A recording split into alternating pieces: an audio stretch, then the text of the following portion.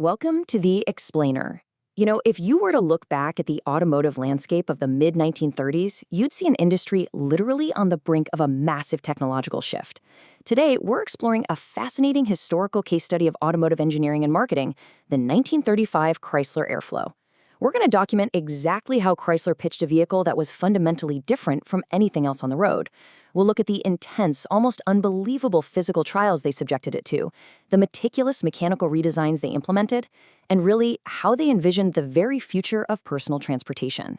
This isn't just about a vintage car. It's a documentary-style look into a defining turning point in industrial design and engineering.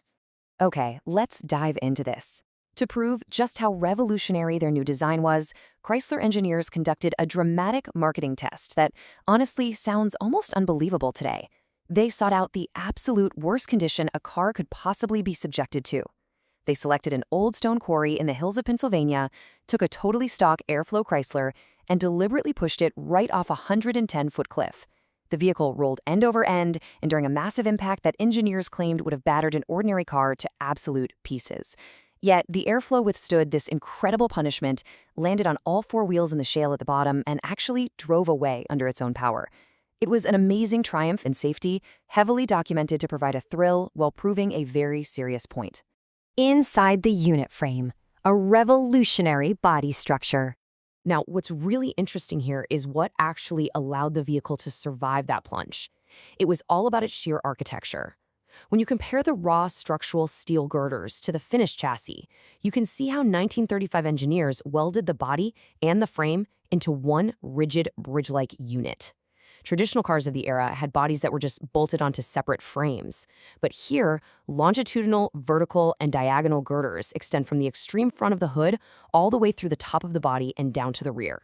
The structural members and sheets of heavy-gauge steel were welded together on the outside. In the Airflow, you're actually riding inside the frame, with part of the frame right over your head. That was the secret to its extreme rigidity and safety. Aerodynamics, speed, and economy, proving the design. To prove that this rigid shape translated into real-world performance, a stock Airflow Chrysler Imperial Coupe was taken out to the Great Salt Desert in Utah. Under the strict supervision of the American Automobile Association Contest Board, it established an astonishing 72 new stock car speed records in a single 24-hour run. And the conditions were brutal out there. The heat hovered around 105 degrees, and the burning sun reflecting off the marble-white sand caused intense mirages. Yet the car recorded 95.7 miles per hour for 1 mile and maintained an average of 84.43 miles per hour over the entire 24 hours. That's covering a massive distance of over 2,026 miles. But raw speed was really only half the story. After that grueling 24-hour speed run, that exact same stock Airflow Imperial Coupe was driven across the country from Los Angeles to New York. On this transcontinental journey, it achieved an astonishing fuel economy record of 18.152 miles per gallon, while maintaining an average speed of 41.358 miles per hour.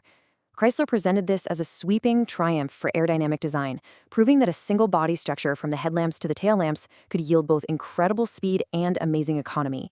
The floating ride experience, engineering human comfort.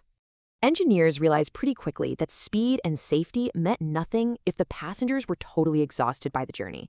So, to achieve what they called the floating ride, engineers made several radical mechanical adjustments to the car's weight distribution. They moved the heavy motor weight mass forward, directly over the front axle.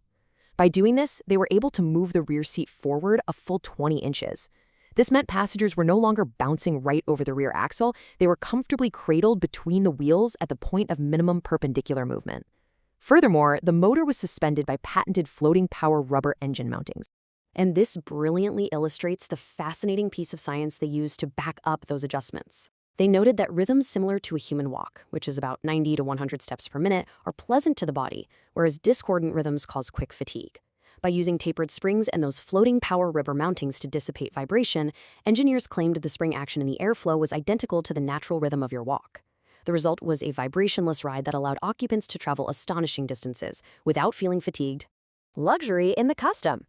The modern penthouse on wheels. This intense focus on unparalleled physical comfort naturally extended to the visual and tactile interior experience, too. Stepping inside the vehicle, the lavish appointments were immediately apparent.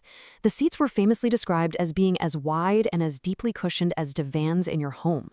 The front seats were easily adjustable forward and backward with just a light upward lift on a control. Plus, a highly practical feature was the luggage compartment tucked safely behind the rear seat, allowing baggage to be stored out of the dust and weather, leaving the floor space completely free of obstruction.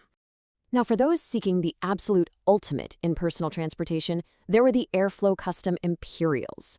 These models featured bodies built by the legendary coach builder LeBaron, sitting on a massive 137-inch wheelbase and powered by a 130-horsepower engine. In the sedan limousine configurations, they even featured a divisional glass partition that could be raised for privacy when chauffeur-driven, and communication to the driver was handled through a dictaphone located right near the rear armrest. It was the absolute pinnacle of 1935 automotive luxury. Engineered to stay years ahead. Under the hood of the 1935 Airflow. Let's move to and see how this builds into some really incredible mechanical engineering. Beneath the sheet metal was an astonishing array of forward-thinking technological components. First, let's look at control and stopping power. The Airflow featured an air-cooled clutch housing, screened to permit air circulation to carry off heat, which promised a much longer clutch life. In the Imperial models, a power brake booster utilized vacuum from the engine to exert the heavy pressure necessary to actuate the brakes, totally relieving the driver of that physical effort. And the brakes themselves were internal expanding hydraulic brakes, self-lubricating, weatherproof, and designed to provide a positive, equalized braking effect on all four wheels to stop the car in a straight line without swerving. Moving deeper into the engine bay, we find exceptional durability features. Exhaust valve seats were outfitted with inserts of tungsten steel, which resisted the terrific heat of exhaust gases far better than the standard cast iron of the cylinder block. The engine also featured an automatic choke to ensure quick starting in temperatures below 70 degrees. And to prevent scuffing or scoring during cold weather starts, the aluminum alloy T-slot pistons were given a hard, wear-increasing surface through a special anodic treatment process. To ensure the engine warmed up rapidly and ran efficiently, a thermostat bypass valve allowed water to circulate only within the water jacket of the cylinder block upon starting, greatly reducing the time of the warming up period. There was also a remarkable safety-focused feature, a solenoid starter. You simply depressed a button on the instrument panel to engage the starter gear, but its brilliant design safely guarded against any accidental engagement of the starter while the engine was already running. The overdrive miracle, conserving engine life. So the crucial point is understanding perhaps the most heavily promoted feature under the hood, the automatic overdrive. This offered a tremendous mechanical advantage. In a conventional direct-drive vehicle of the era, higher cruising speeds meant the engine had to scream at extremely high RPMs, resulting in excessive wear and low fuel efficiency. The Chrysler Overdrive effectively reduced engine speed by 30% at a given car speed. The engineers calculate that in conventional drive, each piston traveled over 4 miles for each 10 miles of car travel. The Overdrive drastically reduced this piston travel, resulting in a tremendous gain in engine life. The marketing proudly stated that at 45 miles per hour, a miracle happens. As the speedometer climbed, the hum of the motor would fade as the invisible power of the overdrive went into operation, and the historical test data absolutely backs up the marketing. Using an Imperial with an engine displacement of 323.5 cubic inches, they achieved 14.3 miles per gallon at a blistering 60 miles an hour. At 50 miles an hour, without overdrive, the car only managed 11.8 miles per gallon, but with the overdrive engaged, it leapt to 15.9 miles per gallon.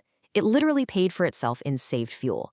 When we take a step back and look at the sheer volume of technological innovation packed into this single 1935 vehicle, from the aerodynamic focus and unibody-style safety framing to the deep attention paid to weight distribution and the mechanical ingenuity of hydraulic brakes and automatic overdrive, it leaves us with a compelling question. When you look at the vehicle you drive today, how many of its standard safety, comfort, and efficiency features can trace their conceptual roots straight back to the bold engineering risks taken by the designers of the Airflow? The 1935 Chrysler Airflow wasn't just a car, it was a physical thesis on the future of transportation, built right in the middle of the 1930s. By fundamentally reimagining structural safety, embracing aerodynamics, and obsessing over the biological comfort of the passenger, it pushed the boundaries of what an automobile was expected to be. Thank you for joining me to explore this fascinating piece of history. Keep questioning how the tools of our past shape the technologies of our present. See you in the next explainer.